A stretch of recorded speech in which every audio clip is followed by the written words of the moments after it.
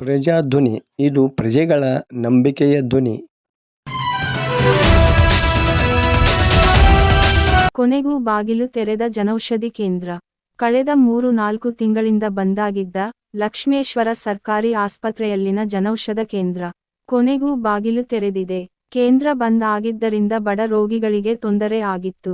ಆದಷ್ಟು ಬೇಗನೆ ಕೇಂದ್ರ ಆರಂಭಿಸಬೇಕೆಂದು ಜನ ಒತ್ತಾಯಿಸಿದ್ದರು.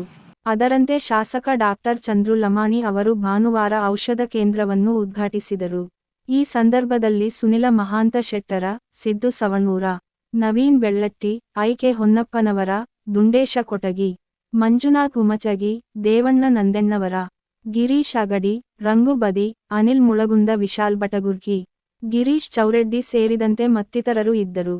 ವರದಿ ನಾಗರಾಜ ಹಣಗಿ, ಪ್ರಜಾಧ್ವನಿ, ಲಕ್ಷ್ಮೇಶ್ವರ.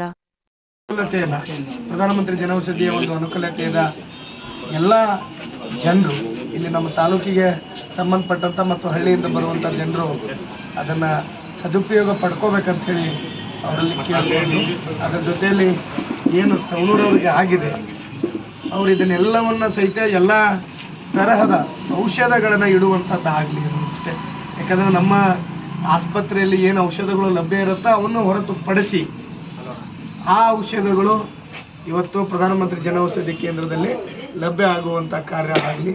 ಯಾವುದೇ ಪೇಷಂಟ್ಗಳು, ಬಡ ರೋಗಿಗಳು ಭಾಳಷ್ಟು ದುಡ್ಡು ಖರ್ಚು ಮಾಡಿ ತಗೊಳ್ಳುವಂಥ ವ್ಯವಸ್ಥೆ ಆಗಬಾರ್ದು ಅಂತೇಳಿ ಅವರಲ್ಲಿ ಕೇಳಿಕೊಂಡು, ಅವರಿಗೂ ಸಹಿತ ಆಸ್ಪತ್ರೆಯ ಸಿಬ್ಬಂದಿ ಜೊತೆಯಲ್ಲಿ ಹೊಂದಿಕೊಂಡು ಹೋಗುವಂಥದ್ದು, ಮತ್ತು ಇಲ್ಲಿರುವಂಥ ಏನು ಕೆಲಸ ಮಾಡಲಿಕ್ಕೆ ಅವರು ಇರ್ತಾರೆ ಮತ್ತು ಅವರ ಸಹೋದ್ಯೋಗಿಗಳು ಯಾರು ಇರ್ತಾರೆ ಕೆಲಸ ಮಾಡೋರು, ನಮ್ಮ ಆಸ್ಪತ್ರೆಯ ರೋಗಿಗಳ ಜೊತೆಯಲ್ಲಿ ಸರಿಯಾಗಿ ವರ್ತನೆ ಮಾಡಬೇಕು ಅಂತೇಳಿ ಅವರಲ್ಲಿ ಕೇಳಿಕೊಂಡು ಇವತ್ತು ಈ ಜನೌಷಧಿ ಕೇಂದ್ರ ನಾವೇನು ಇವತ್ತು ಪ್ರಾರಂಭಿಸ್ತಾ ಇದ್ದೀವಿ. ಇದನ್ನು ಸದುಪಯೋಗ ಪಡ್ಕೋಬೇಕಂತೇಳಿ ತಮ್ಮೆಲ್ಲರೆಲ್ಲ ವಿನಂತಿ ಮಾಡಿ ನಾನು ಮಾತಾಡಲಿಕ್ಕೆ ಅವಕಾಶ ಮಾಡಿಕೊಟ್ಟ ತಮಗೆಲ್ಲರಿಗೂ ಸಹಿತ ವಂದಿಸಿ ನಾನು 2 ಮಾತನ್ನು ಮುಗಿಸ್ತೇನೆ.